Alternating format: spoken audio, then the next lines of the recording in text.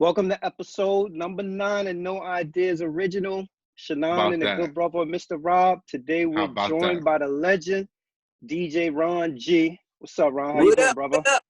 What's up, brother? Hey, what Yeah, up, y'all? yeah. You got to put that out there, yeah. Yeah, we need that energy. So, Ron, I was telling you earlier, we start off all the shows where we just talk about like the weekend review and what everybody been up to while the quarantine is going on. So, yo, Rob, we'll start with you. How your week been so far? What you been getting into? Man, just the family still doing my studying with the herbs and all that good stuff. Watching wife just put in work, man. Wifey is putting it down, man. We're working from home. Being with the kids. That's my lifestyle. I'm a stay-at-home dad, man. Doing good stuff. Yeah. What's up with you, Ron? What you been up to? Oh man, just focus, doing the radio, Nice. keep it going with the mixtape thing. Yeah, nice. We can't do no parties unless it's online, you know what I mean? So, Right. just keep everything together, man, working. That's right. Yeah. Man, yo, you know What about you, bro? What you been doing? What's your week like? You's a busy guy over there. This week I actually started reading the 50 Cent new book, the Hustle Harder, Hustle Smarter book. I heard. Yeah, how is that? Yo, 50 got some jewelry in there, man. That book is fire. Like he's talking all everything in relation to business, but he's being vulnerable and incorporating stuff about family, as artists and everything. Like, yo, it's just been a really good book. Like I tip my cap to him. Like, to me, this is some of his best work that Nice. that he's ever made available to the public. So yeah, Nice. it's a quick read. Like, I'm almost done with it. I've been doing that, and then just really, like chilling, man. Use a speed read on the low. So you go through books like Yeah. I told you before, like, yo, for me, it gotta be a page turner. Like, if I crack open a book and Indeed. I start reading, and then I get like a couple of chapters in, and it hasn't really grabbed me, I'll put it down and I'll take my time with it. But if it's good content, I'm gonna go through it because it just captures me. So that's right. Yeah. And then Sunday, the wife and my oldest son birthday. I'm trying to Happy birthday, man, to the young man. Yeah. Two of my favorite people in the world share the same birthday. So, for my wife, we can't go out and go do anything. So what I'm gonna do is I'm gonna drive from Connecticut to City Island and get her favorite. She likes like fried lobster tails from a restaurant. I'm gonna go do that for her. And for my son, I'll probably give him some money. Yeah. That's a nice mission right there. Nice. Yeah, I didn't know you can go across the states like that right now. You can? Yeah, they'll let you go down. Like, you just got to place your order in advance at the restaurant, and then they give you a time to pick it up. So, I'm gonna go do that for her. That's dope. Yeah, so it looked like we gonna be celebrating quite a few birthdays indoors, anniversaries, graduations. This is nuts, man. That's what we doing now, man. That's the new Zoom now. Zoom yourself now, man. Yeah, that's all you can do, man. It's crazy. Yeah. So Ron, we thought it'd be a good idea to start off with just I'm just wondering for you, can you tell us a little bit about what it was like growing up in the Polo Grounds and how you found yourself, to become a DJ to begin with? Well, growing up in the Polo Grounds, I lived across the street from Rooftop Records, Rooftop Skating Ring, Rucker Park, and that was like, it was like the mecca of hip-hop ballers. Everything, son. The episode of everything. Basketball ballers. The real ballers and basketball ballers. Right. That's right. I think really what got me started was listening to Red Alert and Marley Marl on the radio. And I heard them, and I heard Red Alert, play a lot of songs. Like on Fridays, I would listen to him and Marley Marl battle. Marley Marl would be playing stuff, and Red Alert be like, yeah. And I'm like, oh, Red Alert, yo. Yeah, son. Like, and then, I just got hooked on hip hop. And then I started looking into doing the mixtapes. I was like, once I started coming home from school, I would hear people driving by playing mixtapes, and I would hear, mixtape playing and shouting out in the cars. And it was like either Brucey B or his kid or Starsky or Star Child. And I was like, oh man, I was like, I want to do this. That's where it's at. And at the same time, being that I was from Polo Grounds across the street from Rucker, Wiz Rob used to bring his stereo to the park after the Rucker Park after the games. And he used to have the gigantic speakers, and he used to put on like a party in a park. Right. He used to open up the light pole, take the wires and connect it. I used to be like, yeah. That's the Park Jam style. That's Park Jam style, man. And connect the wire to the extension cord, put some black tape around it. Man, so that got me inspired to want to do music and get into the hip hop game and the mixtape game. Yeah, this generation will never have that experience. They'll never have that Park Jam experience. Never had that Park Jam. That was like a rush. The rush is to get away with it, and then to hear it go on, and then the music drop, and then the crowd would come. Yeah, the crowd would come. They would have to rope off the speakers so the speakers won't fall on nobody. Classic shit. Ropes, yo. Classic shit. It's funny you mentioned, other pioneers in the mixtape game like Kid Capri, Brucey B. I always thought you was in that cluster. You know what I'm saying? Because when I heard you was right there, son. When you heard, because early on you would hear Kid Capri, but then you hear this Ron G, this voice. Yo, you had this voice, this quality, almost like Sadat X. When you hear that voice, you know exactly that voice when you hear it. I'm like, yo, son. And I remember, you put on some great blends, man, that are timeless. I want to ask you, do you feel personally, or maybe have some kind of hand in the hip hop R&B kind of mix? Because prior to that, it wasn't that. It wasn't man. You know what I'm saying?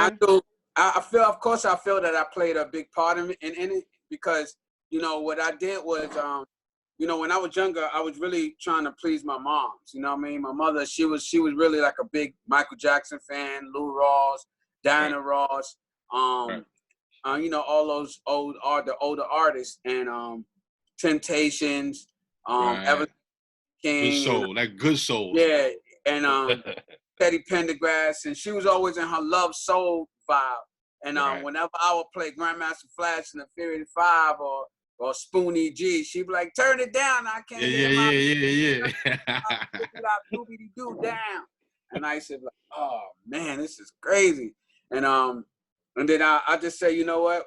I want to find a way to please her. I want to find a way to make her not be knocking on my door telling me to turn it down.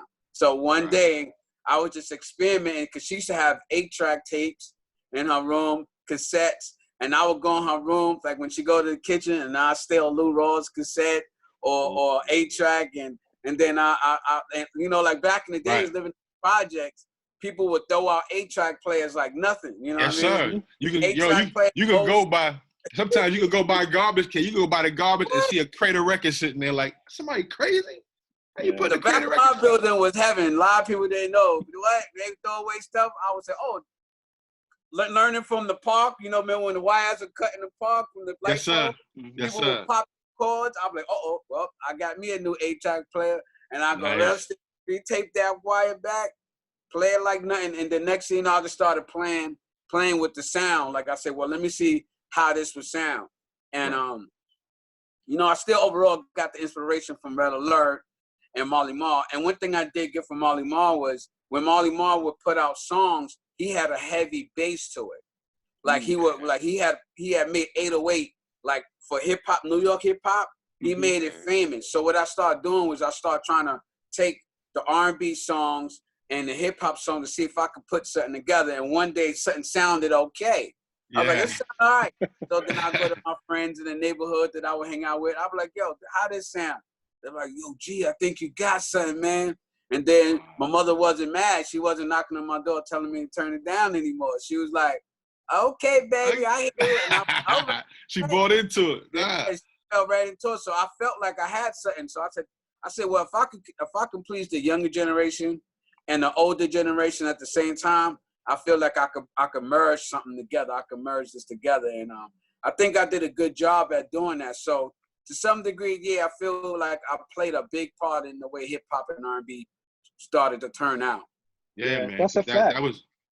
That was a big time, man, when music started to blend like that. We was taking all them different sounds and meshing them together. Here we are now, bro. Yeah, that's a fact. It's interesting how, just the need to please your mom helped you create your niche, because that's what you're known as as the bling king. Like anytime people talk about Ron G, they're gonna be like, yo, you got mixes 5, got mixes 7, just the blending element. Yeah, still got those mixes 1 through 15. So if anybody want to hit me up, djrong84@gmail.com. I got them remastered, the whole collection. So nice. You know, but that made me, man. After I started doing the blends, I was getting famous. I was like, oh, this is serious. You know, after a while you start looking at it and you go, you know, you do your first one, you know, people like, all right.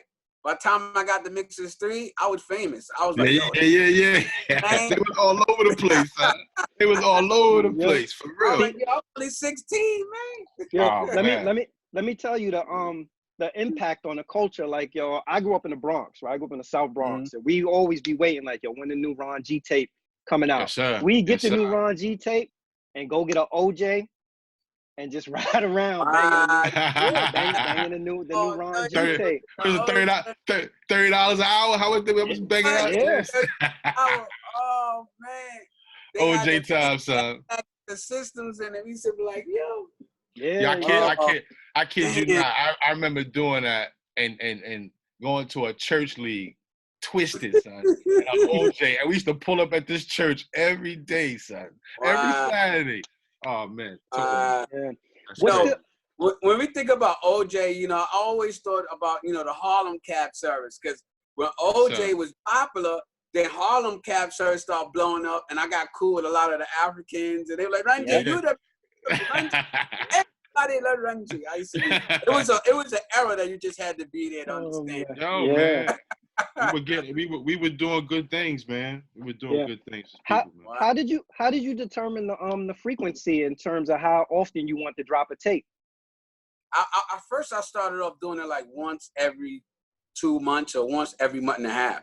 But as people started, like, it really started getting popular with the shout outs, because, you know, after the first one, then the hustlers were like, yo, I heard that mean mix on Mixes 1, and I'm shocked, because I'm like, but how did he even get it?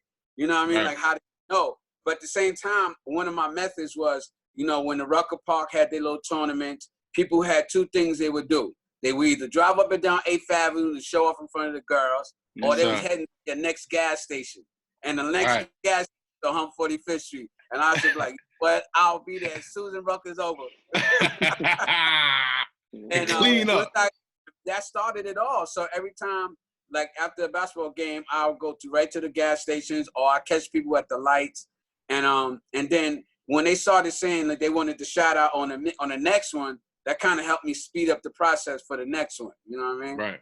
So I would give it at least 3 weeks before I will, at least a month to 3 weeks before I make the next one, because they were really hard. You know, a lot of people don't know. It took me a long time to do those, because I had to really figure out what sound good. Like, I was really like studying. Now you got a product now, and now you got to shop your product, man. I really had to take my time with those, because I had to figure out. Even going to the record stores, like I had to. Like back then, you know, acapellas wasn't the easiest thing to get, you know. So I got cool with a lot of the record stores, which is J&J Variety, Rockin' Will. It was a record store on 125th St. Nick that was called Spivey Records. And I be in there, I used to be like, yo, when you get them imports, man, holla at me. They're like, Run, G, man, you got it, man. You got them records for you, man. You come true. And I just was having fun with it, though. So let me ask you this: how has it been? I guess like making the transition from, you know, that purest era where it was 2 turntables, a mixer, and a crate of records, to now it's Serato, right? It's your laptop, your Serato, your MP3s, and a controller. How was that for you? Well, it took me some time, because for a while when I was going to parties, I started to see the transitioning. I started to see the DJs having computers, and I was like, I don't really understand this one right here. And I'm like an OG, and I'm like, hold on. So one day I got a call from a Japanese guy from Japan, and he was saying that they was coming out with something called Tractor Scratch. So he was like, yo, do you got Serato? And I was like, nah, I don't even rock with Serato. Yeah, I don't even. So he was like, look, we're doing something that's similar called Tractor Scratch. That actually was it Japan or London was one of them. I think it could have been London. And and he was like, we want to sponsor you. We want to use you and a few other DJs to be the face of Track to Scratch until we blow it up. Right. And he was like, you got Track to Scratch for X amount of years, basically forever. We will put you on everything that Track to Scratch, is involved in. And, they gave me a tiny bit of money back then because it was a new product. You couldn't be like, yo, give me 100,000, Right. So I was just honored to be a part of it because I felt like I was being digitalized. I was becoming in a new era of, the mixtape was being noticed. I was being noticed from the mixtapes, but they recognized also that my era was important, even in the transitioning. So when they reached out to me, I was happy about that. And I know Grandmaster Flash was a part of that. A few other big DJs was a part of that. So that was my intro to the digital world. And I probably wouldn't have had that easier way to go if it wasn't for Track to Scratch, the people over there. They kind of helped me transition to, the whole computer world. Because after a while, I said, all right, now this is serious. And then when I started going to parties, what's crazy is DJs were laughing at me because I had Track to Scratch and they had Serato. They were laughing at me. And I'm like, what's funny? They was like, yo, you Track to Scratch, nobody used that, son. And it was all crazy, man. I was like, I don't get it. But they didn't realize you was the ambassador. Right? They didn't realize, though, that you was a brand ambassador for it. Yeah, that, but I still felt kind of funny because Serato was kicking in heavy, you know what I mean? And I'm with Serato, I'm with Track to Scratch, and I'm like, yo, it's crazy, but I really, really do appreciate Track to Scratch so much because they helped me. You know what I mean? They gave me that push to say, yo, the new Start here and we gonna move you in. That's it. Yeah. That's what's up, man. So, shout out to everybody over there at Track to Scratch. Yeah. How about that? That's nice. But going back to the mixtape, back then, because right after, like you said, Kid Nolan was doing it and you came in right after Kid. But then all of a sudden, Triple C, SNS. Oh, forget about it. Triple C. Was it a crazy competition back then? Not for me because I stood out of everybody, to be honest. That's right. You had your own lane. I wasn't into the exclusives. I wasn't into like 95 freestyles, even though Watt was my homie and that's like my brother. I had my own lane. And that's right. You had a couple of people that was hot like Jews, Double R. But I still have my own lane, and I will always just salute everybody. Like I see S, I'll salute them. Me and Triple C actually made a mixtape together, and Triple C to me was one of the dopest and thorough. I was saying militant DJs because I was from the Bronx and he was heavy in the Bronx. Like I had a lot of Triple C joints. And see Triple C, Lord Tariq, Peter Guns, son, that whole crew over there. You already know what I'm talking about. No doubt. Yeah. No, I mean, even given the fact, like with having that lane, like I think competition always makes people it always makes people better. Yeah. Sharpens your skill set. Have you ever came up against any potential like DJ beef? Did anybody ever try you? I mean, not on the turntables, not really. That's right. I say fucking with you, big R. I think the only thing that I dealt with more like is like, when you go to a club and, the DJ before you want to play like 100,000 records before you, right? Try to dry you out before you get a chance to get there and do your thing. But really, I had nothing too crazy, Okay. That's what's up, man. Let me ask you this. I'm always curious about like the inner work. I'm a process oriented dude, so I always want to know like the inner workings of how these things work, right? So I always wonder for DJs that were putting out their mixtapes, how did the business element of it work? Like, did you give the people your tape to sell and you got a piece or whatever they sold, or did you sell them like a master and they could make as many copies as they wanted to? Well, when I first was starting, it was more promotion. It was more like you got to get your name out there. You know what I mean? Right. I always tell people, my goal was to use the hustlers as my fan base. Because what I did was I would tell the hustlers, look, you want a shout out? Throw me a little something. You know what I mean? Like, because they all wanted to be famous like we were, like DJs. They were like, yo, I want my shorty when she hear your mixtape, she want to hear that me and you, my man, son. You know what I mean? And I was like, all right, you know what I'm saying? Make sure I'm all right. And then that got around.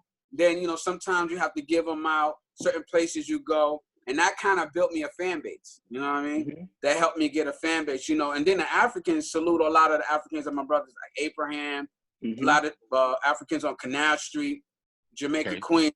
They would duplicate them joints, you know, to the T. They made millions and brought houses in Senegal and all that. That's crazy. They did too. You're the best. I love you. You're the best. Absolutely, son. And That's they've crazy. helped me. They helped me, you know, kind of like brand myself because they took my mixtapes everywhere. I did too, but they took it a whole lot further than I did. That's real. Yeah. Let me ask you one question. What's the biggest crowd, the livest crowd you ever robbed? I would say the biggest crowds when I DJ'd at the Garden with Fat Joe. Shout out to the homie Fat Joe. Rest in peace, Big. You know what I mean? Fat Joe, it's my brother right there. I love him, man. Shout out to Khaled. You know, it was a time before I did We Thuggin'. It was a way before then when Joe first came out with Flow Joe. Right. Like, I always now this is something that I always would tell. I always would I don't really talk about it too much, but I always say like how I met Fat Joe was we had just came from seeing the movie New Jack City, right? And they used to have a carnival on 161st Street back in them days, right? And one day I was driving and I accidentally hit Fat Joe's truck slightly.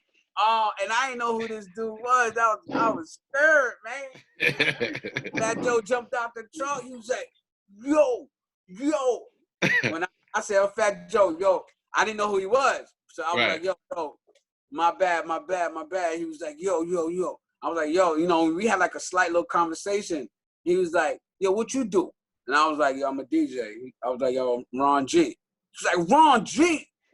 Ron G? And that was our introduction. And he was like, no doubt.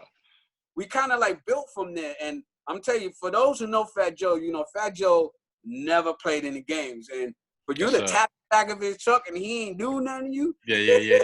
He was in the trunk or he was asleep, right? I'm telling you, shout out to my Fat Joe. But you know what?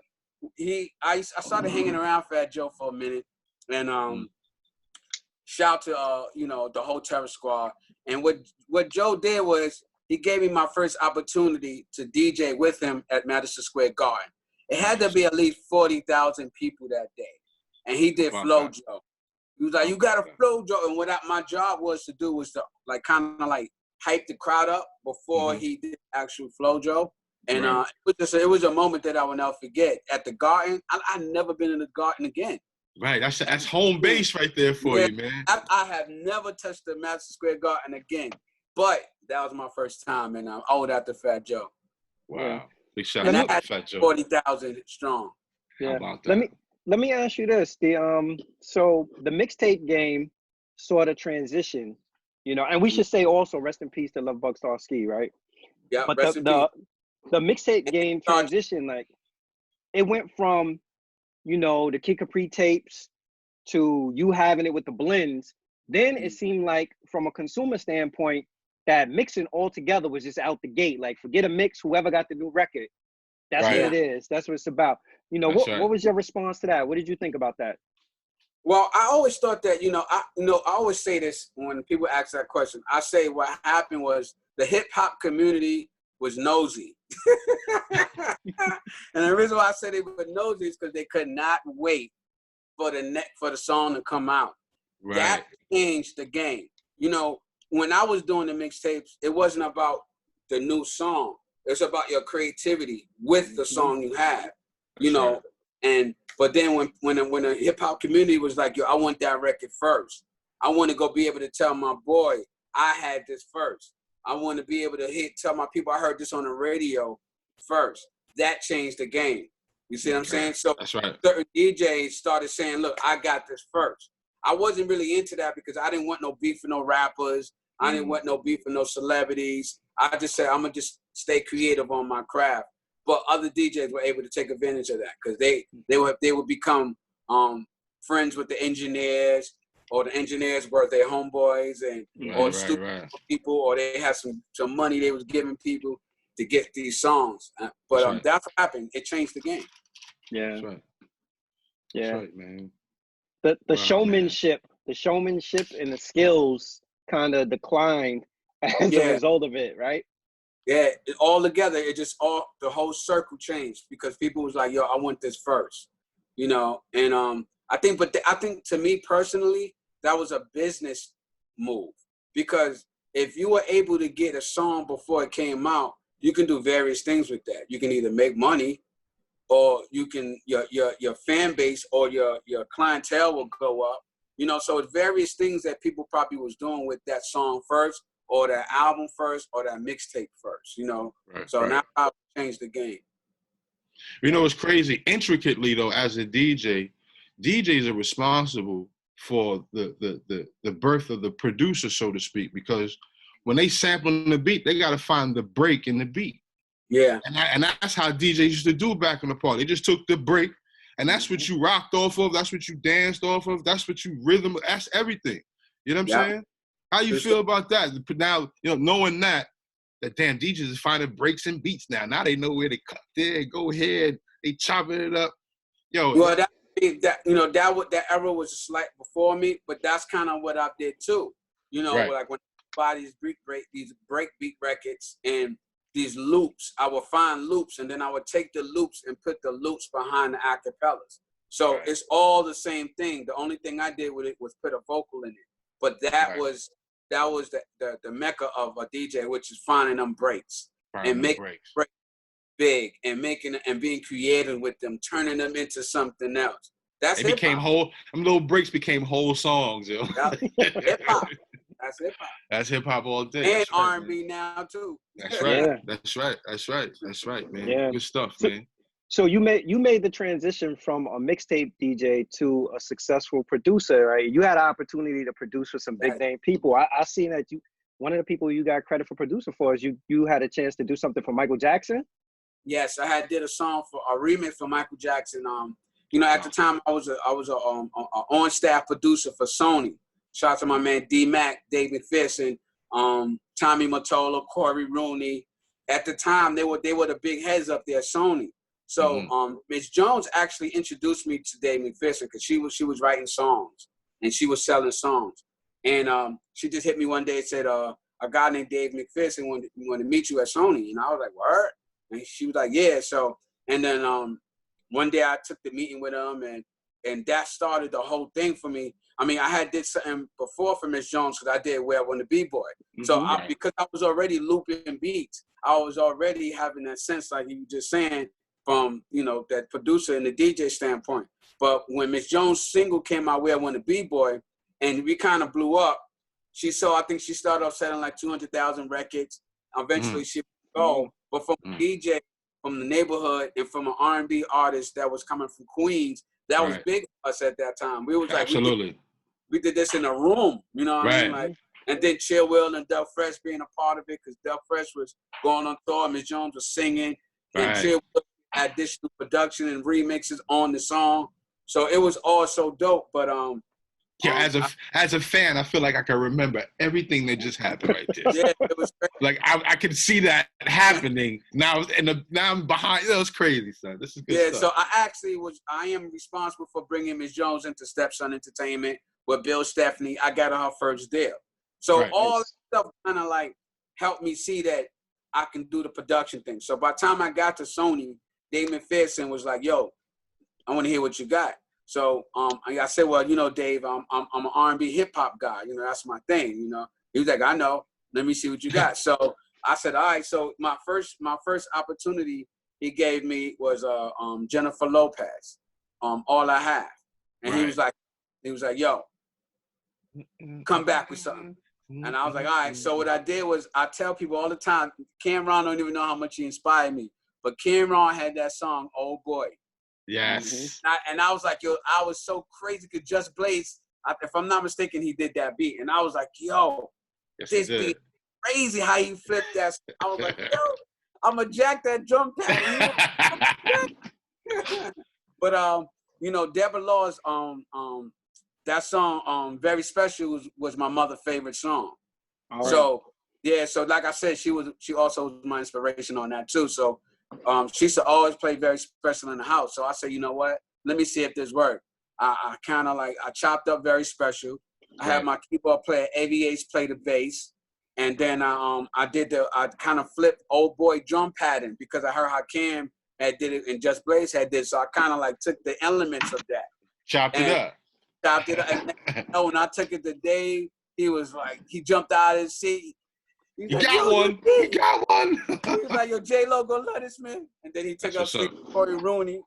And ever since then, it was on. So when I got a chance to work with Michael, I never even met Michael because Michael at the time, he was going through a lot, you know, and he was just like, yo, R. Kelly wrote the song because R. Kelly was writing a lot of songs for a lot of people. So R. Kelly was involved in writing the song. So when Dave said Michael Jackson need a remix and he's calling on you, but he's not sure you can do it, I was like, all right. So I went in the lab and I did it. But Michael was in a separate studio from me. He was in the studio next door. And I could not walk in that studio at all. Wow. Bodyguard, like, don't come in here. We love you. Don't come in here. Leave him alone. That's crazy. So it was more like just a dream come true. And I left it as that. You know, I got that check. That's what I have to say. That's one hell of a production credit to have, though. Right. Yeah. I was happy because all my life I dreamed of working with Michael. So who are some of the other notable maybe artists you've worked with or you've liked to work with or some of the best that you've worked with? Well, I did a lot of work with a lot of artists. Like I did Cameron, SDE. I did 2 songs of Cameron, SDE album featuring Jay-Z and Biggie. Nice. So shout out to Cameron. I did work on, Me and My Crazy World. I produced that. And Certain Things We Do for Lost Boys. Nice. Kept Rolling. I did the remix for Stole and Can't Nobody. One of my biggest songs too was Trey Songz. When Trey Songz first came out, I did Gotta Make It featuring Aretha Franklin and Juvenile. Yeah, so I was rolling. You was doing your numbers, brother. You was doing your numbers, rolling. Man. And then I did We Thuggin' for Fat Joe and R. Kelly, took Fat Platinum. So I did a lot of songs. I did a whole lot, but I also worked with a few independent artists overseas. And then it was just a blessing to keep rolling. I did a lot more songs, but I'm sure. I just kept rolling as much as I could, because for me as a DJ coming up in a producer game, producers didn't believe I can do it. They was like, "You're a beat maker. You're not a producer." I was like, "All right, whatever." Wow. I'm gonna show you. You're not a producer. Right. What's your favorite track that you produce? What would you say is your favorite track? I got 2. We Thuggin' and All I Have. Because Jennifer Lopez sold 5 million. Now I think she's all about 7.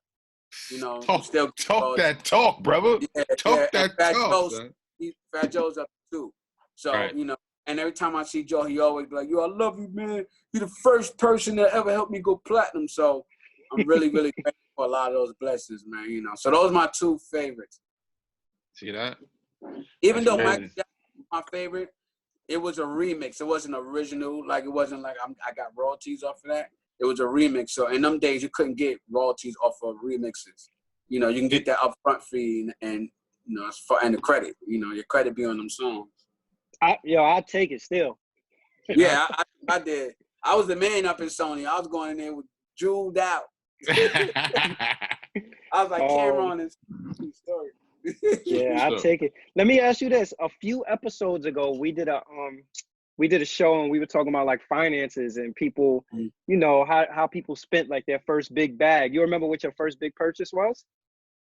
Yeah, my first big purchase, I had bought a Triton, a Trinity, MPC 62, and then I bought like a whole bunch of like wall padding because at that time I was getting heavy into the studio stuff. So I was like, yo, I want to build me a studio. And I bought like all the wall. I actually built my whole studio myself. And my studio was in Southside Jamaica, Queens. My first studio was in Harlem and Riverside, Riverside Drive. That was more like the mixtape heavy era. But once I got into the production real heavy, my studio was Southside Jamaica, Queens, out there where 50 was at. And it was dope. It was dope. So that was my first machines. And then I went haywire. I went and brought the Phantom, the JV 880. I still got all kinds of stuff. The 3000, 4000. I was crazy. But that's an investment. One day, That's an investment though, investing in your craft. Yeah, I did it. And then one day my boy was like, yo, all that equipment you got don't mean nothing. And he pulled up his laptop and all that shit was in his laptop. I was sick. I spent like 1,000. Wow, that's crazy. Where he had the whole in his laptop. I was like in amazement, like, how you do that? He's like, yo, them programs, like the money you spend on that, few $100 lesser, you put that in your computer, and it's even more amazing. I was like, wow. And less the electricity, because my electricity bill used to be out the roof. It's evolution at its finest. Yeah, man. With this world we living in now, bro, we better get some solar panels. For real, son. So you had Waterbed Productions too, right? Yeah, at the time I had Waterbed. That was my production company. And we had a few songwriters under that, as well as my production. So I really that really took me to the next level. You know what I mean? Nice. And at the same time, Waterbed was my team. You know, it was my crew. That's your crew, yeah. You would always shout them out, no doubt. Sorry. Nice. That's what's up, man. This was dope, man. It's good meeting you, brother. I appreciate you, man. Because you kept me going. You kept me on the basketball court. I heard of Ron G on the basketball court. I don't know. I used to score 30. I used to go in there. And for some reason, just the music had you like, and he's playing R&B, so she's singing while you, it's like, forget about it. That's that energy, man. That was that energy, man, for real. Let me ask your opinion on this. Like, I know recently there was like this huge backlash about DJs posting their Cash App on social media with everything that's going on with the coronavirus. I know Kid Capri was vocal about it, and I think as a result of it, DJ Envy ended up doing kind of like a telethon type thing to raise money for DJs. I think Kid Capri's reluctance to post Cash Apps was he felt that people were in a vulnerable position based on everything that they had going on. But the other side of it is that, you know what, if you're an entertainer, you know, and you can't get out to do shows and you still got a family to feed, you got to make ends meet. So I'm just wondering, like, what's your position on, you know, DJs posting their Cash App and DJing on live? First of all, I've been doing live DJing for more than like 12 years. So me personally, like, I used to be on internet radio for so long. And I remember, I say this all the time too, I remember a promoter one day called me and he laughed at me. He's like, yo, I heard you DJing on the internet. He laughed at me. But I didn't really understand. I was like, he doesn't really get it. You know, you get it, right. I'm like, he doesn't get it because he was so used to what he was used to. Right. And but I think that at the end of the day, when it comes down to all of that stuff, you know, I don't really care enough to like worry about another DJ, what he does, especially if he needs money. Like, if he needs money, that's his business. You know what I mean? If you're not going to help him, why criticize him? You know what I mean? So I really don't know why that was said that way, to be honest. You know what I mean? I think that, you know, as DJs, we all supposed to be uplifting each other. Mm-hmm. If you got a turntable and your arm on your turntable is broke and I see you, I'm not going to criticize you because you got a broken arm on your turntable. I'm going to say, look, I know where you can get it fixed. You see what I'm saying? Mm-hmm. Give me your number. You know what I mean? Something like that. So I think that what is wrong with that is that people are too tuned in to the negative energy. You know what I mean? So I didn't like that, to be honest with you. But, you know, when DJs do stuff like this, it's because of that. It's because they in need. You know what I mean? And that's right. You know, I think that, you know, we have to stay positive. That's the bottom line. You know what I mean? Like, we got to keep it positive and keep each other uplifted. And that's just my advice on that. I don't really diss nobody if they have to do that. Like, you know what I mean? That doesn't matter to me. Like, I think that no matter how long you've been DJing on the internet or online, or, you know what I mean? And then after that, I did notice that him and Envy and everybody had started doing that to help the DJ. So for me, it was mind-boggling. I was kind of confused. I was like, one person did this, did he join this? I was like, yo, man, just stay out of it. Yeah. Shit, bro. Yeah. Stay clear. It's, you know, at the end of the day, you got to figure out, like, if you got bills, you know, bills didn't stop coming as a result of this, right? You still got to feed your family. You still got to pay your mortgage or whatever it is. So, you know, people got to do what they got to do, especially if you're somebody who every Saturday, you know, you had a residency where you was going and you was going to pick up a bag, and now that residency no longer exists. So, you know, to me, it's no different than any business that has to figure out how do you revamp and, you know, create a revenue stream with everything that's going on now. Yeah, you got to think about this. You know, I'm always inspired by Jay-Z. I'm always inspired by, you know, some of the great, you know, hip hop artists who are millionaires, Nas, Puff. I'm always, you know, inspired by them because, you know, they got millions of dollars and these people still do great things. And not only that, they still give back and they still do fundraising. You know what I mean? So that's like saying, you know, because you got millions, you can't say donate. You know what I mean? Like it doesn't. I don't understand that language when I was hearing it. I was like, but why would somebody be mad about somebody putting up their cash app? You know, especially if they need it. People want to donate $1 million, $1,000, $2. They appreciating you. They appreciate you. Don't take it personal. You know what I mean?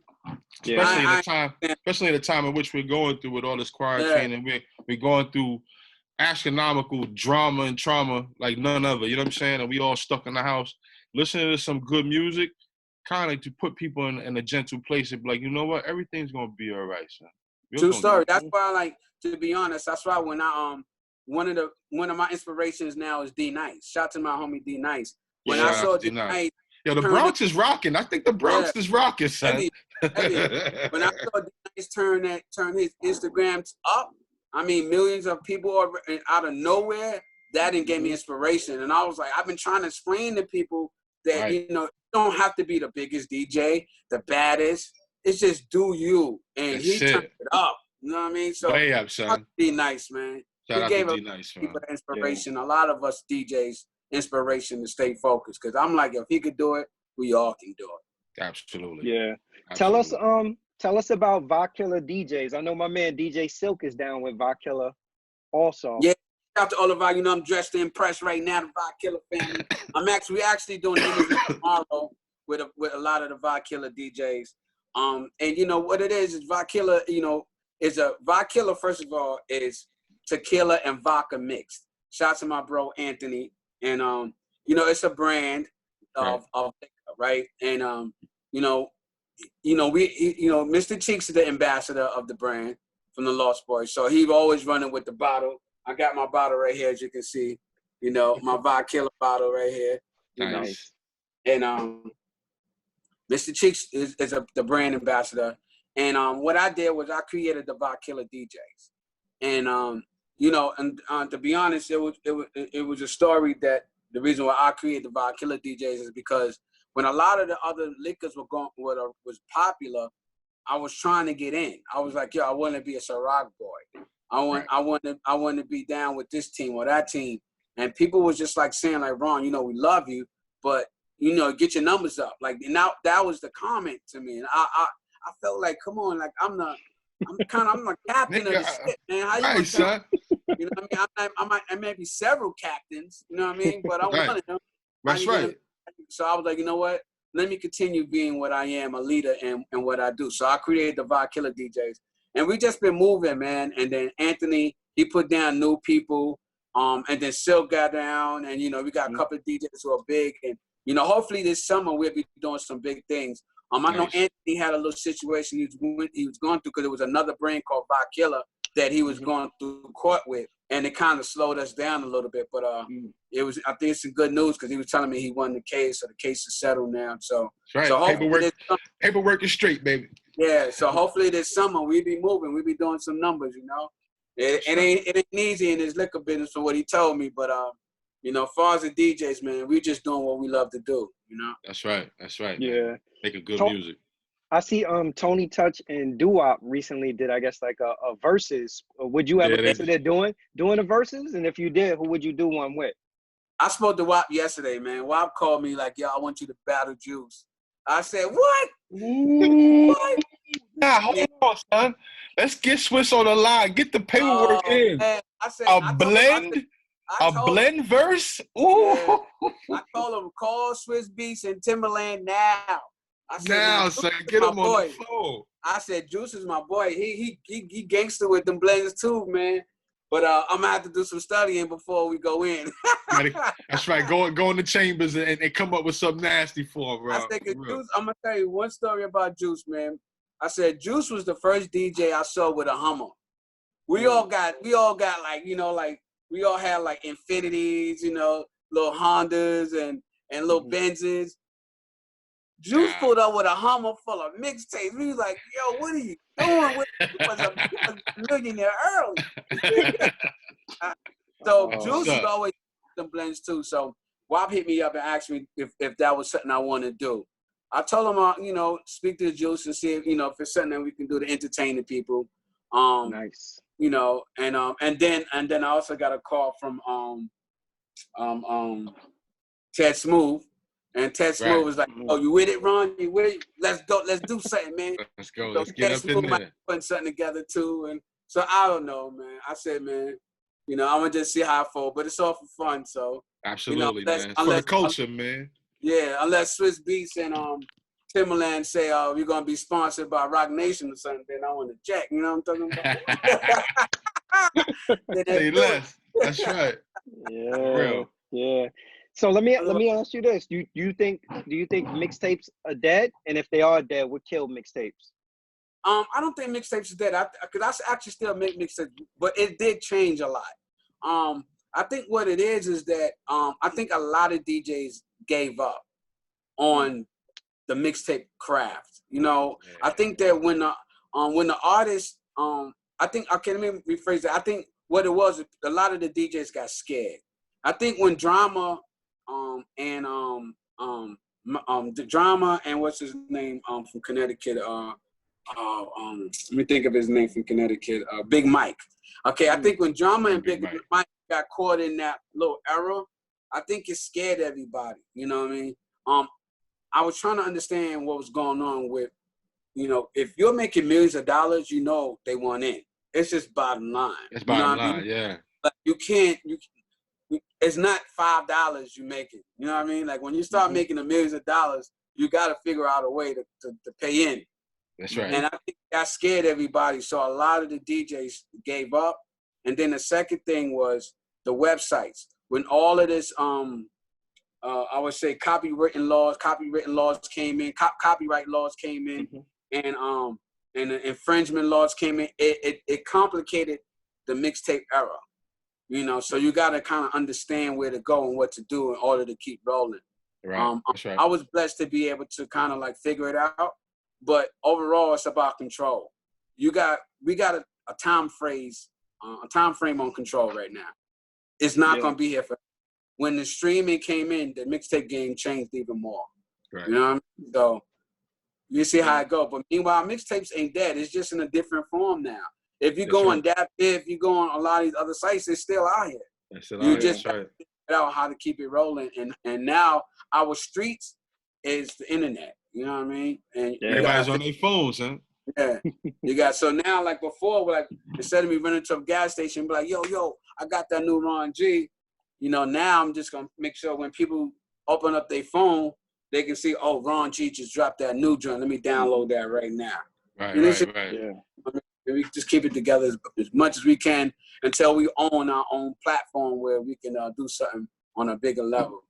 Yeah, it's funny you say that, like because I was even thinking with everything that D Nice got going on and the magnitude that it's taken off to, I'm like, damn, it's only a matter of time before record companies come knocking and they like, yo, you know, you playing all our music, you know, I think D Nice, the streaming is associated with it. It's like D Nice right now, he changed the game, but there's a lot of music that's getting played, and I see a lot of sponsorships and stuff involving D Nice. And I wonder if somebody gonna step up and be like, yo, you gotta break us off. All right, what you about to say? What you were saying? I was gonna say D Nice worked for IG, son. Yeah, every time you come on there, D Nice got 17,000. To me, that's a small stadium. Every time. Not only that, that's crazy. You gotta look at the bigger scope of this. Anytime one single DJ can get more than 10,000 people on his page at one time, you're gonna make some money one way or another. There ain't no way around that. You can get a shirt, you can get a hat, you can get some glasses. But believe me, in that bag is gonna be something else. 100%. Oh, man. 100%, man.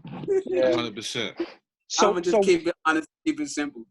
So what new ventures you got going on? What's next for Ron G? Well, one of my goals is, because I'm out here in Boston, is to take over urban radio. That's one of my goals. This is a dream I have. Like, you know, being in New York for so many years, growing up in New York. You know, New York right now, I would say between DJ Envy and Flex, they own New York's radio. My dream is to own black radio in Boston. And it's hard because, you know, this has never been done before. You know what I mean? So that's one of my dreams and my goals. And I'm working hard to make that happen. Recently I heard DJ Khaled, he was talking about it. He said that when he got to Miami, he was on like a pirate local radio station.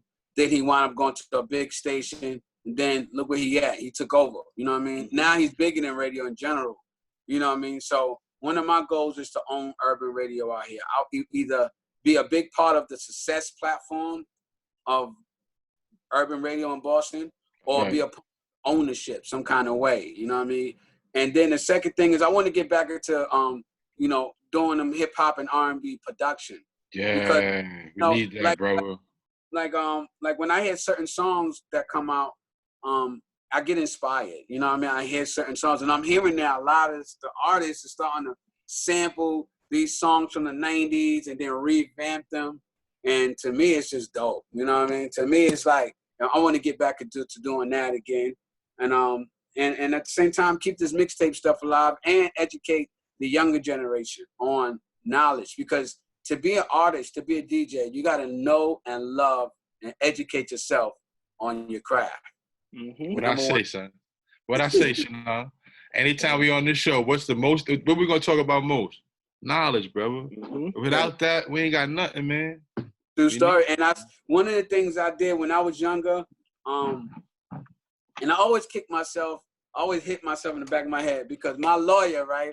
And this time my lawyer he came to me, he said, Ron, Microsoft is stock. They starting to do some Microsoft stuff.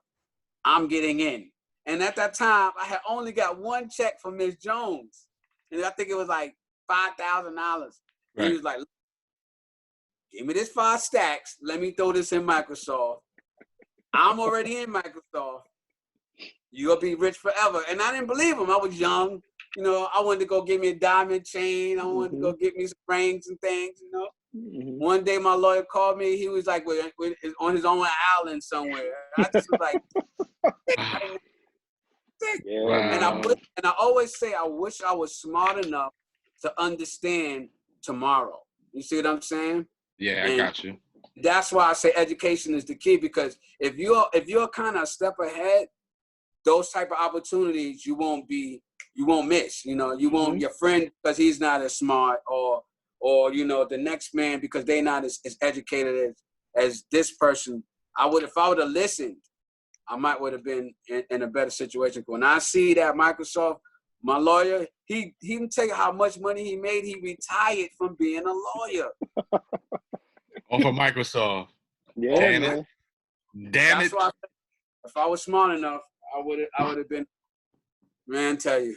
Look, bro, you got some good things going on in Boston, man. I'm a firm believer. If you live in the manifestation of it already happening, it has already happened. So good things are gonna happen for you in Boston, brother. Believe that, man. Yeah, man. I'm working hard. Give us your social media. That way the people that listen to us or watch us on YouTube can follow you. All right, my Instagram is @LegendaryDJRonG. My website is legendarydjrong.com. My Twitter is MixKing155. You can find me, or you could just Google DJ Ron G, and you'll see my whole platform come up, because I got everything. Like Google on the low, they got me on MapQuest. Wow, son. We know where to find them. It's like my niece. Yeah. That's crazy. She knows. Like I was telling wifey the other day, right? Let me see if I can do it. Like I was bugging. I was like, technology is so crazy. Let me see if it works, right? Watch this. Let me see. What's up, Siri? Good afternoon, legendary DJ Ron G. How's it going? See what I'm saying? This is scary, man. Gangster. Yeah. AI gangster right there. Yeah, that's you know. Scary Yeah. out there, Yeah, we gotta evolve or we get left behind, man. We gotta evolve or we get left behind. What choice do we have? Yeah, one day I was asking Siri, I said, I was asking a question and she just started saying my name. I was like, oh, they listening, man. They in there. They in there, son. They in there. Oh yeah.